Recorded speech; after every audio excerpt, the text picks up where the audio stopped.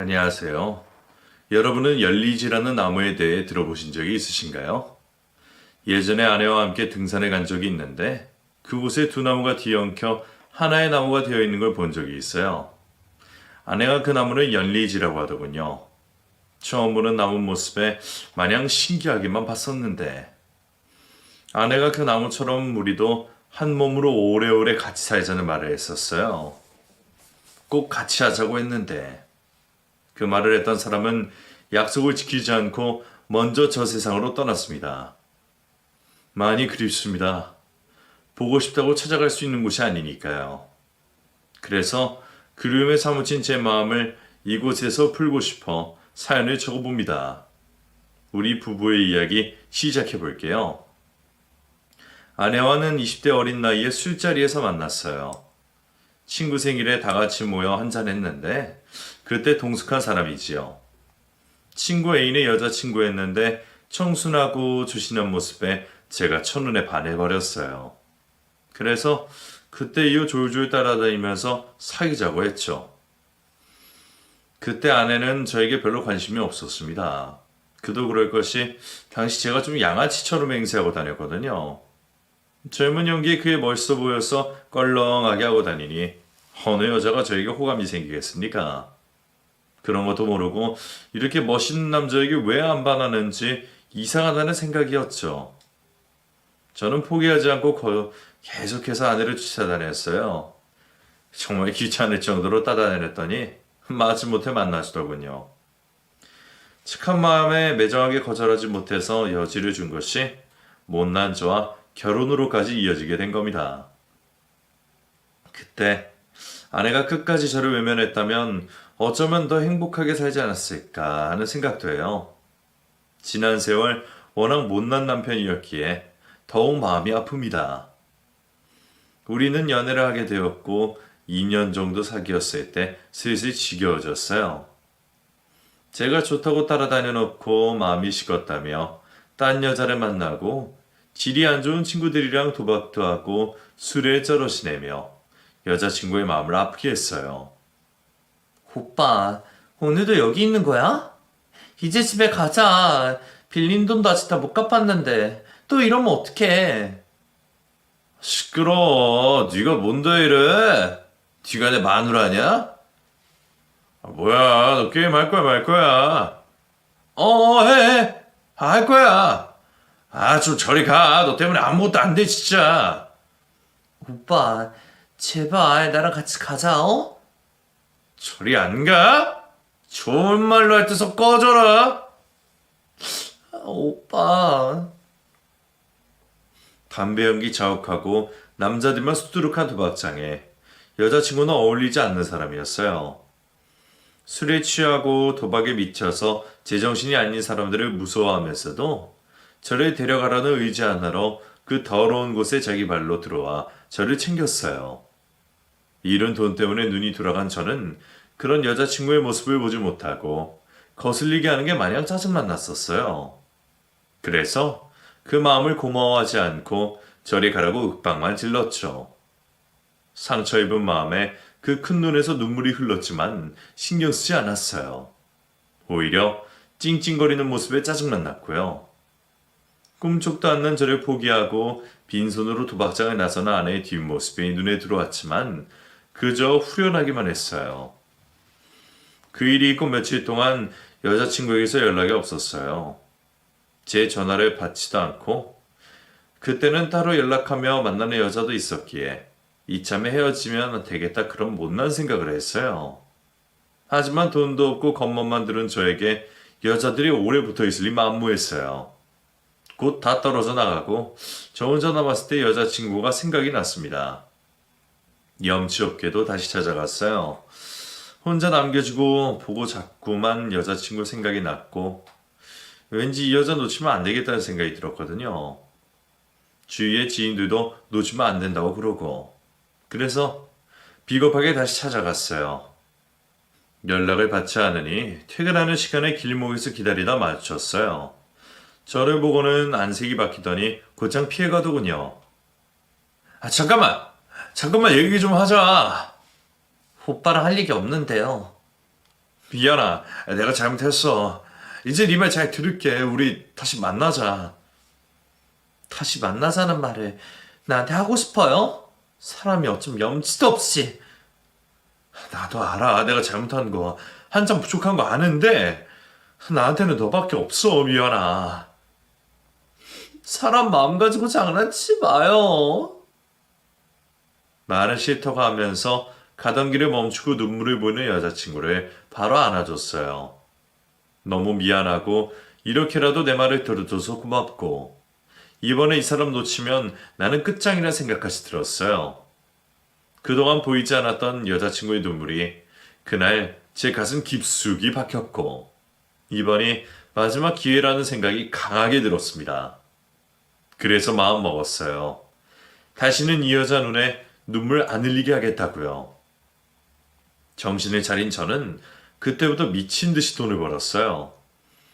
동네 양아치한테 일감을 주는 사람은 그닥 많지 않았지만 얼음집에서 얼음을 팔기도 하고 중국집에 배달도 하면서 돈을 버는 일은 닥친 대로 했어요.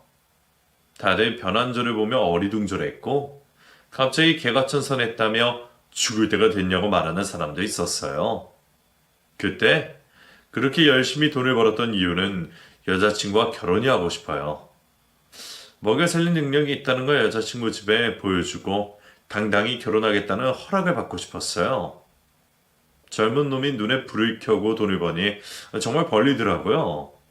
도박 때문에 빚진 게 있어서 버는 걸 다 모을 수는 없었지만 1년이 지나서 얼추 방 한 칸 얻을 돈이 되었고 저는 여자친구에게 결혼하자고 했습니다.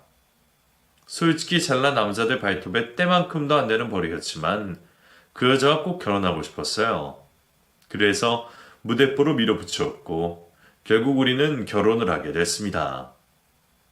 연애를 꽤 오래 했지만 결혼을 했을 때 정말 행복했어요.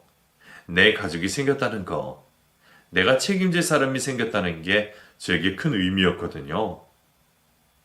어렸을 때 부모님이 헤어지시고 할머니 집에서 자란 저는 어딜 가나 천덕꾸러기였고 반기는 사람이 없었어요. 할머니 할아버지조차 저를 맡아 키우는 걸 버거워하셨고 귀찮아하셨으니까요. 어린 시절 저에게 집은 그저 잠자고 밥 먹는 곳, 그 이상도 그 이하도 아니었지만 결혼을 하고 나서는 완전히 달라졌어요. 집은 저에게 있어서 포근하고 다정한 곳이며 언제든 제가 쉴 수 있는 안식처 같은 곳이었어요. 그래서 가정을 잘 지키고 싶은 마음이 컸어요. 결혼을 하면서 아내는 직장을 그만뒀어요. 당시에는 결혼하면 직장을 그만두는 게 관례였기에 더 일을 하고 싶어도 할 수가 없었죠. 저도 닥치는 대로 일을 했지만 일당 받는 일을 오래 할 수는 없어서 다른 수를 내야겠다 싶었어요.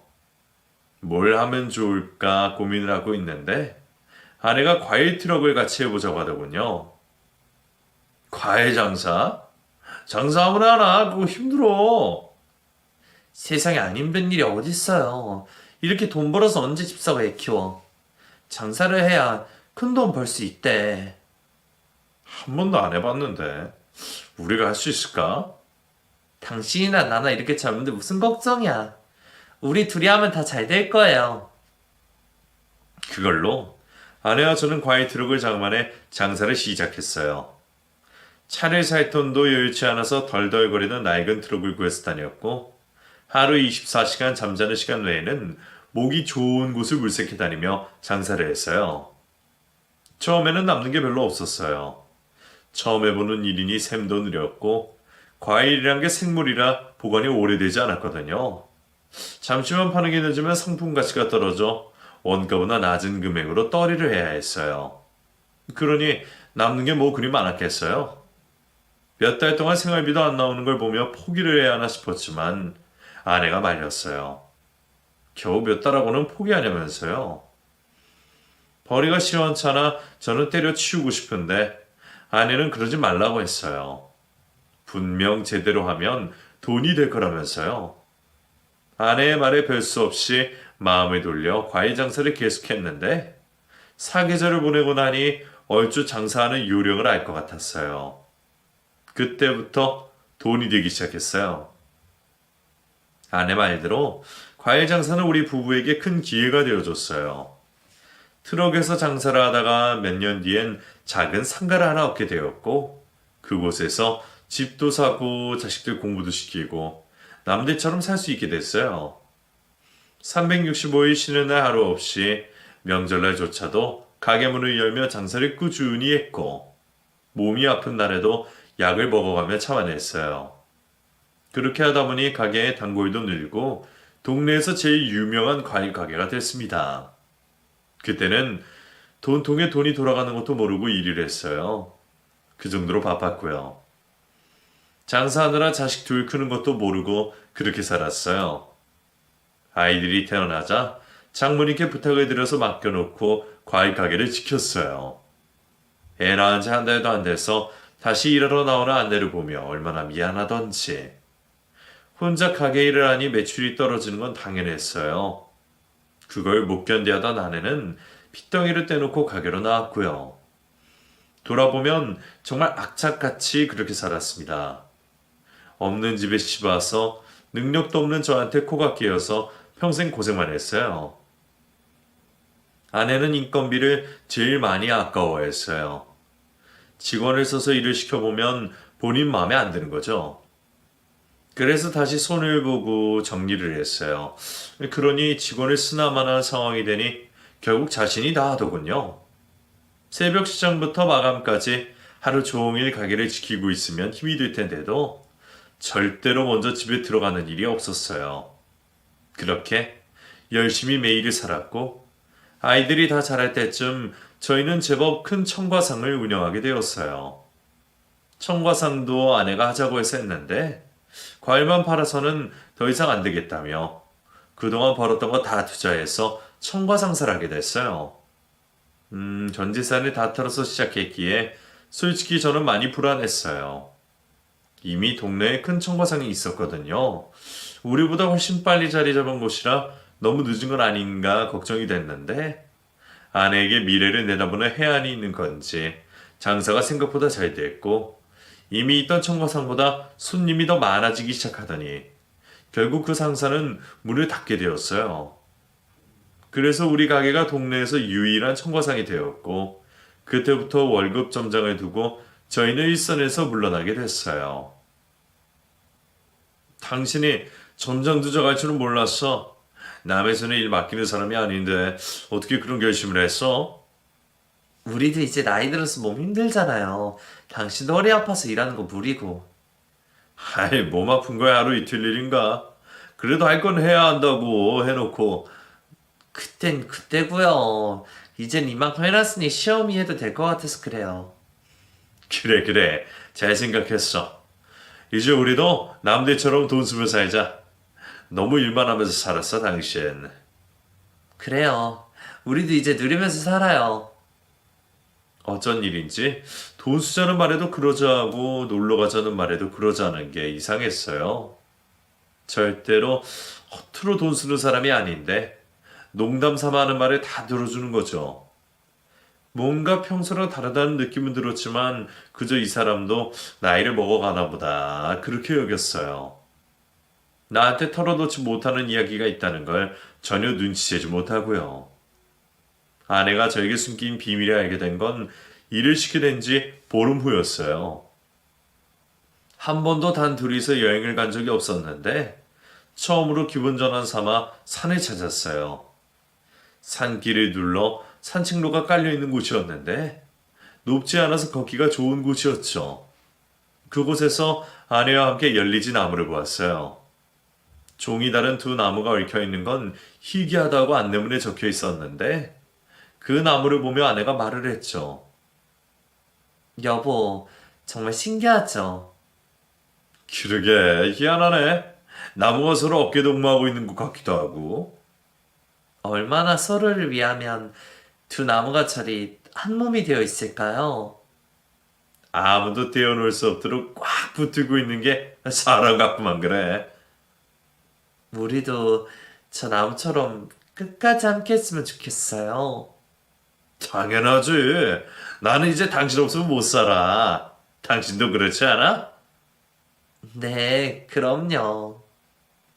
저는 열리지 나무가 그저 신기해서 쳐다봤지만 아내는 왠지 슬픈 눈빛으로 그 나무를 바라보고 있었어요. 그 눈빛이 너무 슬퍼 보여서 이상하게 느껴지긴 했지만 갱년기 때문에 그러나 싶어 그냥 넘겼어요.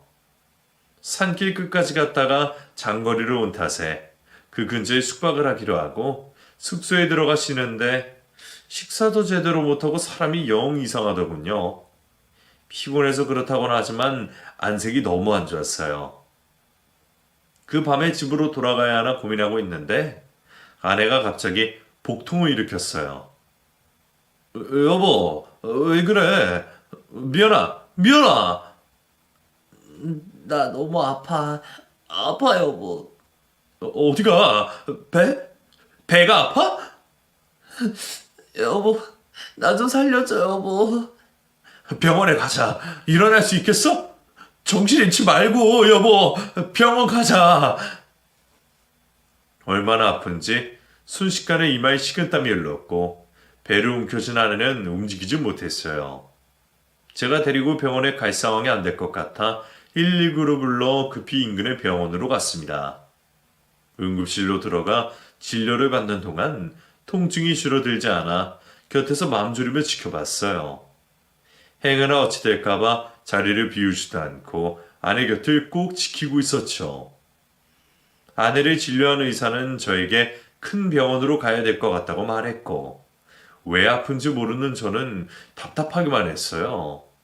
환자가 아픈데 의사가 치료를 못하냐며 소리를 지르고 있자니 아내가 말을 했어요. 여보, 나 암이야. 뭐? 나 암에 걸렸어. 무슨 소리 하는 거야? 자구간 말기래. 뭐라고? 아내가 하는 말을 바로 알아들 수가 없었어요. 암이라니. 그것도 자궁암 말기라니. 내 아내가 왜, 멀쩡한 애 왜 암이라고 하는 건지 믿을 수가 없었어요. 장난치지 마. 무슨 암에 걸렸다고 이러는 거야. 저번에 병원에 갔을 때 검사 다 했어. 그걸 왜 이제 얘기해? 그럼 바로 수술을 해야 했잖아. 수술이 안 돼. 왜 수술이 안 돼? 말이 되는 소리를 해. 전이가 다 됐대. 여보, 나 죽는데, 여보. 의사가 나 죽는댔어. 아내는 울음을 터뜨렸고 저는 화가 나서 견딜 수가 없었어요. 내 아내가 왜? 이렇게 착하게 살아온 내 아내가 왜 암에 걸린 거냐고 소리를 질렀어요. 병원 관계자들이 난동 부리는 저를 붙잡고 의자에 앉혔지만 도저히 진정할 수가 없었어요. 겨우 숨을 고르며 저는 아내를 데리고 곧장 큰 병원으로 향했습니다. 아내의 말을 믿을 수도 없었고 검사 결과도 인정할 수가 없었어요. 밤을 새워 큰 병원으로 가서 아내를 다시 검사했습니다. 제발 아내가 알고 있는 병명이 잘못 알고 있는 것이기를 바라고 또 바랬어요. 그런데 검사 결과는 제 소원과는 다르게 말을 하더군요. 자궁암 4기입니다. 현재 대장으로 전이가 된 상황이고 폐축에도 종양이 보이는 것 같아서 추가로 검사를 해야 할 것 같습니다. 그럼 내 아내가 진짜 자궁암이라는 거예요? 네, 예후가 좋지 않습니다. 수술은요? 수술하면 나을 수 있죠. 전이가 되지 않았다면 희망할 수도 있었을 텐데 지금 현재 상황에선 확답을 드리기가 어렵습니다. 뭐라고? 네가 그러고도 의사야?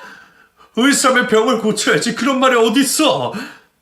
보호자분 진정하시고 내가 진정하게 생겼어? 어? 보호자분 여기서 이러시면 안 됩니다. 이건 또 오란 말이야. 아내는 암에 걸렸고 너무 늦게 발견해 손을 쓸 수가 없는 상황이었어요. 그동안 몸이 안 좋다는 말을 여러 번 했고 그때마다 병원에 가라고 했지만 하루하루 일에 치여 살다가 보니 병원을 멀리하게 됐어요. 자꾸 시기를 놓치는 아내를 보며 저러면 안 되는데 생각을 했지만 저도 바쁘게 하루를 살다 보니 끝까지 챙기지 못했고요. 대수롭지 않게 넘겼던 그 순간이 결국엔 우리 부부에게 큰 화가 되어서 돌아오게 되었어요. 길어봤자 1년이라는 의사의 말. 그것도 최대한 길게 본 거고 6개월도 못 살 수 있다는 말에 저는 억장이 무너졌어요. 받아들이기에 너무나 버거운 현실 앞에서 어쩔 줄은 모르고 몸부림을 쳤습니다. 하지만 그런 저와 달리 아내는 담담하기만 했어요. 받아들이지 못하고 괴로워하는 저와 반대로 아내는 모든 것을 받아들이고 앞날을 준비할 뿐이었어요. 이왕 이렇게 된 거 누구 탓을 하겠어? 내 몸 돌보지 못한 내 탓이지. 현수야, 민수야, 엄마 이렇게 먼저 가게 돼서 정말 미안하다. 엄마, 그런 말씀 마세요. 우리는 끝까지 엄마 병 고칠 거야. 그래 엄마 아직 끝난 거 아니야. 내가 무슨 수를 써서든 엄마 병 고칠게요. 이렇게 엄마 보낼 수 없어요. 울긴 왜 울어? 사람은 어차피 다 죽어. 엄마가 조금 빨리 갈 뿐이지. 그래도 너희들이 이렇게 다 자란 모습 보고 가서 엄마는 너무 감사해. 엄마가 일한다고 너희들 많이 못 돌봐줬지. 늘 미안해하고 있었어. 아니야. 엄마 우리한테 해준 게 정말 많아. 형편 어려서 힘들게 공부하는 애들이 얼마나 많은데 우리는 엄마 아빠 덕분에 너무 편하게 공부했어. 우리가 더 고마워요. 그렇게 생각해줘서 고맙다. 우리 현수 민수 장가 가는 거 봐줘야 하는데 미안해서 어쩌나? 아, 엄마. 다 큰 아들들이 아내 앞에서 울음을 쏟아내는 모습이 가슴이 찢어질 듯 아팠습니다. 사는 게 뭔지. 자식 고생 안 시키고 남들처럼 해주고 싶어서 그렇게 아득바득 살았는데 이제 해줄 만해지니까 곁을 떠나야 하는 상황이 되다니 박복해도 이렇게 박복할 수가 없었어요. 아내는 수술이 싫다고 했지만 그렇다고 손 놓고 기다릴 수만은 없었습니다. 뭐라도 해야 했기에 아내를 설득해 수술을 강행했어요.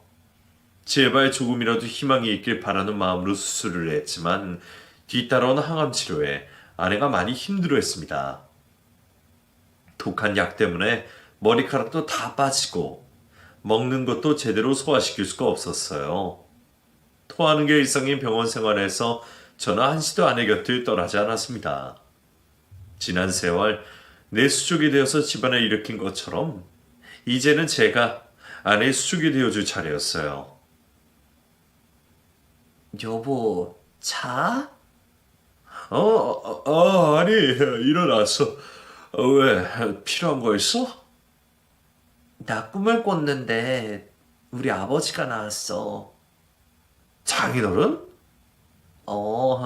나 어릴 때 아버지가 집 나가셔서 그 뒤로 쭉 엄마하고만 살았거든. 엄마랑 사이가 안 좋아서 그렇게 된 것 같은데 나한테는 참 좋은 아버지셨어. 그랬어. 당신이 장인 얘기하는 거 처음 듣는 것 같아. 여보, 나 아버지가 보고 싶다. 장인어른이 보고 싶어? 죽기 전에 아버지 얼굴 한번 봤으면 소원이 없겠어. 알았어. 내가 장인 찾아줄게. 내가 꼭 찾아줄게. 이미 돌아가셨으면 어떡하지? 아닐 거야. 찾을 수 있을 거야. 그러니까 나만 믿어. 그리고 당신 건강해야 해. 그래야 내가 장인 모시고 왔을 때 볼 거 아니야. 알았어. 나 건강해질게. 장인어른에 대한 얘기는 처음 듣는 거였어요. 연애할 때부터 아버지는 안 계신다고 했기에 그러려니 했는데 어릴 때 헤어졌다는 건 전혀 모르고 있었어요. 매일 통증의 고통 속에서 힘들어한 사람이 아버지 얘기라며 미소를 짓길래 꼭 소원을 들어줘야겠다는 결심이 들었어요. 그리고 보고 싶은 아버지 얼굴을 보면 다시 힘이 나서 병에 호전될지도 모르는 일이니까요. 학교 선생님을 하는 아들이 휴직을 하고 엄마를 돌보기로 했어요. 아들에게 아내를 맡기고 저는 장인을 찾아 나섰죠. 어디에 있는지 행방도 모른 채 초본에 있는 주소만 가지고 무작정 찾아 나섰어요. 아내는 돌아가셨을지도 모른다고 했지만 예감에 살아계셨을 것 같아요. 그래서 희망을 놓지 않고 찾아다녔습니다. 찾기 시작했을 때는 한두 달이면 성과가 있을 것 같았어요. 하지만 연락이 끊어진 지 너무 오래된 터라 찾아가는 곳마다 번번이 실패를 했죠. 백방으로 소문하고 다녔지만 쉽지가 않았어요.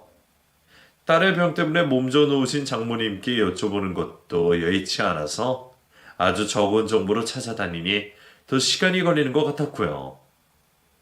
시간이 아무리 걸리더라도 찾을 수만 있다면 포기할 생각이 없었는데 문제는 아내의 병세였어요.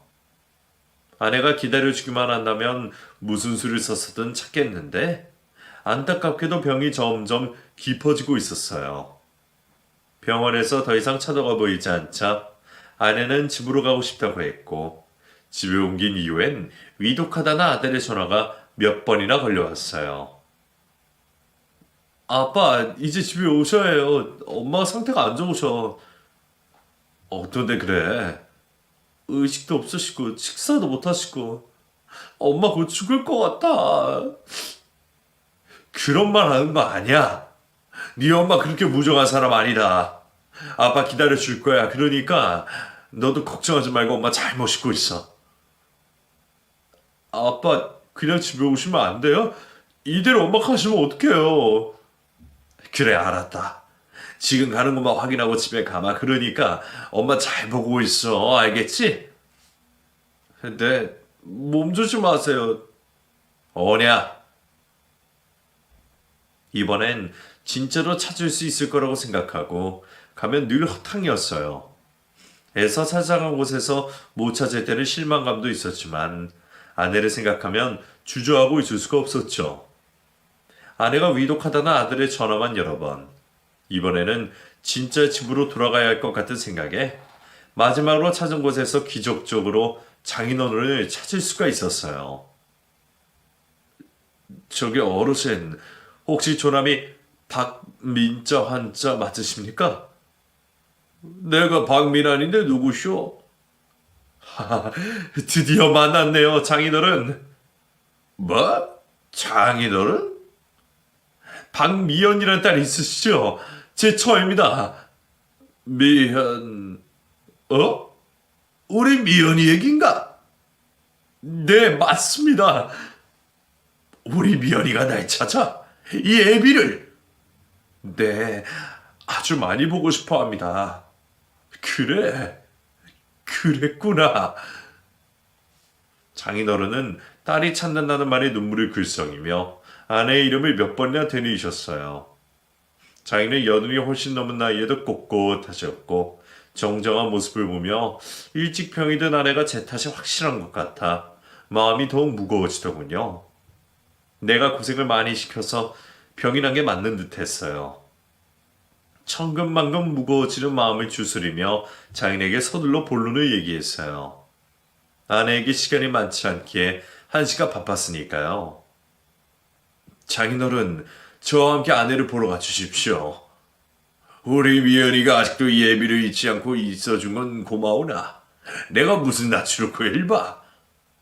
장인어른, 그러지 마시고. 나는 낯을 수가 없어. 무슨 낯으로 그일 보겠나. 장인어른, 시간이 없습니다. 그게 무슨 말인가? 저는 아내의 병에 대해 장인께 말씀드렸어요. 그리고 시간이 얼마 남지 않았다는 말도 해드렸더니 장인은 털썩 주저앉아 울음을 쏟아내기 시작하셨어요. 애비 없이 크면서 얼마나 고생이 많았겠냐며 저처럼 본인 때문에 아내가 아프다면서 자책을 하셨어요. 그 울음소리가 너무나 애처로 저도 눈물이 왈칵 쏟아졌고 저도 장인을 붙들고 눈물을 쏟아냈어요. 괴로운 마음이야 장인도 저도 같은 마음이었어요. 하지만 오래 지체할 수가 없었습니다. 조금이라도 빨리 장인을 모시고 아내에게 가야 했어요. 장인은 딸이 아프다는 말에 서둘러 나설 채비를 하셨고 우리는 그렇게 아내를 보러 차를 몰았습니다. 급하게 집으로 돌아서니 아들이 반갑게 맞았어요. 처음으로 외할아버지를 보고 공손하게 인사를 드리는 아들들을 보는 장인의 눈빛이 촉촉히 젖어들었고 이윽고 누워있는 딸을 보고 장인은 무너져 내렸어요. 미연아, 아버지? 내가 왔어. 너를 보러 내가 왔다. 아버지, 오랜만인데 이런 모습이라 죄송해요. 아니야. 네가 미안할 건 아무것도 없다. 다 이 못난 애비 때문이지. 아버지, 많이 늙으셨네요. 그렇지? 너무 변했지? 그래도 우리 아버지, 여전히 미남이시네. 미안하다. 이 애비가 죽일 놈이야? 부녀는 서로의 손을 꼭 쥐고 울음을 터뜨렸어요. 누가 먼저랄 것도 없이 터진 울음에 저도 아들들도 눈시울이 붉어졌죠. 아내는 힘겹게 숨을 몰아쉬면서도 보고 싶었던 아버지와 한마디라도 더 나누려고 애를 쓰고 있었어요. 그런 딸의 모습을 보며 장인은 자식 앞세우는 주인이라며 통곡을 했고요. 둘의 모습을 보며 가슴이 어찌나 찢어지던지 저도 숨을 제대로 쉴 수가 없었어요. 저는 통증을 참으며 웃고 있는 아내의 얼굴을 봤어요. 최근에는 의식이 없는 날이 많았다는데 그날은 희한하게도 정신이 또렷한 아내가 너무나 예뻐 보였습니다. 그리고 갖은 고생에도 장인을 모시고 온 게 참 잘했다는 생각이 들었어요. 이렇게 좋아하는데 못 찾았으면 어쩔 뻔했는지. 그리고 내가 약속을 지킬 수 있게 기다려준 아내에게 너무나 고마웠습니다. 극적인 재회 이후 장인은 매일 저희 집에 오셨어요. 같이 지내자고 말씀드렸지만 저희 볼 낯이 없다시며 근처에 방을 구하셨고 매일 오다시피 하시며 딸의 간호를 자처하셨습니다. 연세 드신 노인이 병건호가 쉽지 않으신데도 그리하셨어요. 그 와중에 장모님과는 마주치기 힘들다고 하시면서 장모님 오시는 날은 피해서 그리오셨어요. 아내는 부모님을 모두 만나게 돼서 너무 행복하다고 했어요.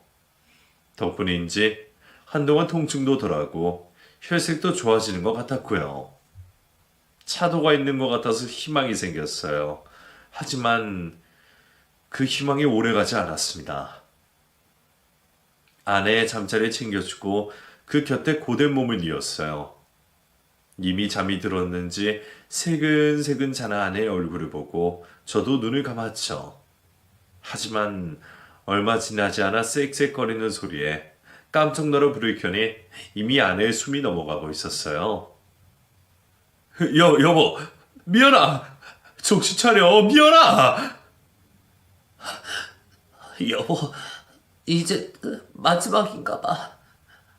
아니야, 그런 말 하지 마. 현수야, 민수야! 당신이 내 남편이라서 너무 행복했어. 미연아! 고마워. 아내는 고맙다는 말을 끝으로 숨을 거두었습니다. 숨이 멎은 아내 곁에 저는 멍하니 앉아 있었고 곧 방으로 뛰어들어온 아이들이 엄마를 불러대며 울었어요. 첫째는 혹시나 모를 위급 상황을 대비해 배워둔 심폐소생술을 했지만 아내의 숨은 돌아오지 않았고 둘째는 엄마의 손을 잡고 울기만 했어요. 그 모든 상황을 보고 있는데도 제 귀에선 멍하니 아무 소리도 들리지 않았고 눈물조차 나지 않았어요. 내 눈앞에서 아내가 숨을 거두는 걸 봤습니다. 숨이 넘어가는 걸 보는데도 아무것도 할 수 없었어요. 마지막 숨결이라도 붙잡고 싶은 마음이 굴뚝 같았지만 할 수 있는 게 아무것도 없었어요. 여전히 아내의 손에는 온기가 그대로인데 마치 자고 있는 것처럼 눈을 감고 있을 뿐인데 아무리 불러도 아내는 대답을 하지 않았어요. 아내가 제 곁을 떠나고 말았어요. 아내의 장례를 치르는 3일 동안 어떻게 보냈는지 기억이 나지 않아요. 그저 멍하게 아내의 영정사진만을 쳐다보며 있었던 것 같아요. 다행히 아들들이 손님 맞이를 다 해줘서 무사히 장례를 치르고 납골당의 아내를 모셨는데 실감이 나질 않았습니다. 시장이라도 갔다가 금방이라도 현관으로 들었을 것 같고 가게에 갔다가 정산이 제대로 안 됐다고 저에게 잔소리할 것 같았어요. 하루에도 수십 번에 되는 잔소리가 그립고 아내가 끓여주는 김치찌개가 너무나 먹고 싶었어요. 하지만 원하는 것 어느 하나 내 마음대로 할 수가 없었어요. 아내가 없으니까요. 내 곁에 항상 있어주던 아내가 없으니까요. 뒤늦게 몰아치는 후폭풍 속에 저는 속절없이 무너지기만 했어요. 아내의 흔적이 가득한 집안에서 꿈쩍도 하지 않고 죽은 듯이 지냈죠. 아무것도 하기 싫었어요. 먹는 것도 자는 것도 저에겐 의미가 없었고 밤이든 낮이든 아무 상관이 없었습니다. 그런 저 때문에 아들들만 애가 탔죠. 혹시나 저도 아내를 따라 세상을 들까봐 아주 호들갑을 떨며 둘이서 저를 돌봤어요. 마음 같아선 따라가고 싶었지만 죽는 게 생각만큼 쉽지가 않더라고요. 사는 것도 힘들었지만 죽는 건 더 힘들었어요. 별 수 없이 저는 다시 살아갈 수밖에 없었습니다. 아내와 함께 일군 청과상을 팔았어요. 아내 없이 돈도 재물도 더 이상 저에게 의미가 없었습니다. 아내가 살아있을 때 자식들 장가갈 집 한 채씩은 다 준비해두었기에 미련 없이 정리해버렸어요. 그리고 다시 칩거 생활이 시작되었죠. 계절이 가는 것도 모르고 시간이 흘러 아내의 첫 번째 기제사가 돌아왔어요. 저는 여전히 제자리에 있는데 시간은 잘도 흘러가더라고요. 홀로 서기를 하지 못하고 평소엔 멍하게 동태눈으로 돌아다니다가 그날은 정신 똑바로 차리고 제사 음식을 할 장도 보고 제기도 사고 병풍도 사고 아내 영정사진도 깨끗한 액자에 담아 준비를 했어요. 깔끔한 정장도 하나 사 입고 오랜만에 볼 아내를 위해 때 빼고 광도냈죠. 장모님은 이른 아침부터 오셔서 딸의 제사상에 올릴 음식을 준비하신다고 바쁘셨어요. 아내가 죽고 난 뒤 저 때문에 세상 빨리 뒀다고 원망이 많으셨어요. 그래서 저를 보기 싫어하셨고요.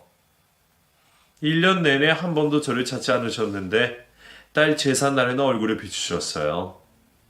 박복한 인생에 딸년 제사 음식을 지선으로 차린다며 울음 섞인 목소리로 신세한탄을 하시는데 말씀 한마디 한마디 끝에 온통 울음이 담겨 있었습니다. 하나 있는 자식 새끼 아프게 죽었으니 그 속이 얼마나 쓰리실까. 제 속도 이러한데 어미인 장모님은 더 하시면 더 했지 덜 하진 않으실 거잖아요. 저 또한 죄인된 마음으로 묵묵히 장모님 하시는 말씀을 듣고 있었어요. 장모님의 욕이 끊이진 않고 흘렀지만 한편으로 오랜만에 아내 얘기가 여기저기 들리니 저는 좋기만 했어요. 그리고 그날 밤에 제사밥 먹으러 아내가 올 거란 걸 아니까 기분도 좋았고요. 제사를 지낼 시간이 다 되어 한상 가득 음식이 차려졌어요. 아들들도 일찍이 들어와 제사상 차리는 걸 도왔고 엄마의 첫 제사에 멀끔하게 옷도 챙겨 입었고요. 분주하게 오가는 모습을 보며 거실 한켠에 앉아 아내의 영정사진을 보고 있는데 누군가 현관 비밀번호를 누르는 소리가 났어요. 김서방, 누가 올 사람 있나? 아니요, 누구지? 아버지, 왜 초인종 안 누르고 비밀번호 바로 눌러요? 도둑인 거 아니에요? 초인종을 누르는 게 아니라 비번을 누르는 소리가 나니 다들 깜짝 놀라서 현관문만 바라보고 있었어요. 집 비번을 누를 사람은 가족밖에 없는데 그 가족은 집안에 다 있었으니 어리둥절할 뿐이었죠. 문득 떠오르는 사람이 있었지만 저는 잠자코 기다렸어요. 이윽고 비번이 풀리면서 문이 열리고 집안에 들어온 사람은 다름 아닌 장인어른이었죠. 이게 누구야? 귀신이야, 사람이야? 이 인간이 여기 왜 나타나? 김서방, 이게 어찌된 일인가? 아버님 오셨어요. 아버님? 둘이 만난 적이 있어? 오랜만일세 김서방. 뜬금없이 나타난 장인어른을 보고 장모님을 기함을 하셨고 저는 반갑게 인사를 했어요. 장인어른을 아는 체 하는 저를 보고 장모님의 얼굴이 심하게 일그러지셨죠.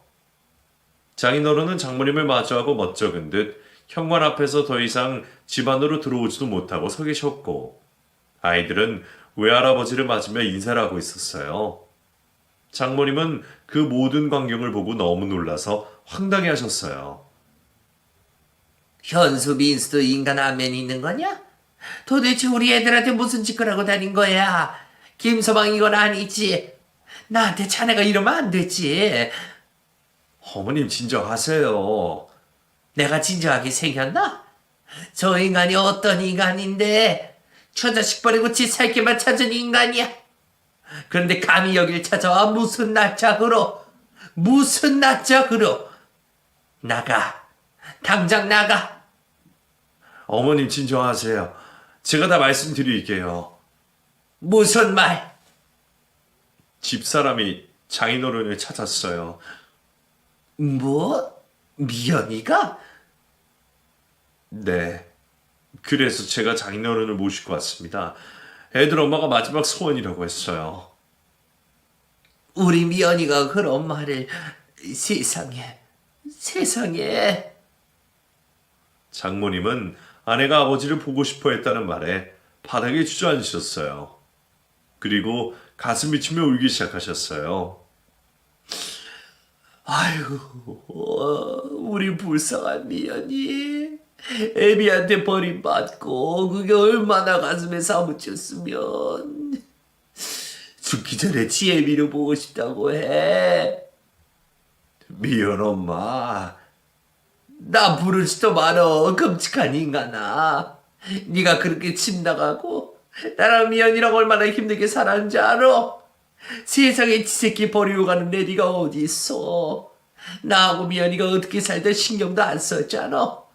지밖에 모르는 인간, 이기적인 인간아. 그때는 내가 너무 어렸어. 그것도 변명이라고 해? 장모님은 지난날이 생각나시는지 악에 받쳐 소리를 지르셨어요. 그 모습을 가만히 보시던 장인어른은 갑자기 장모님 앞에 무릎을 꿇고 사죄하셨어요. 미안해요. 내가 100번 사죄해도 모자라지. 마음이 안 풀리겠지만 지난날 내 행동 정말 미안합니다.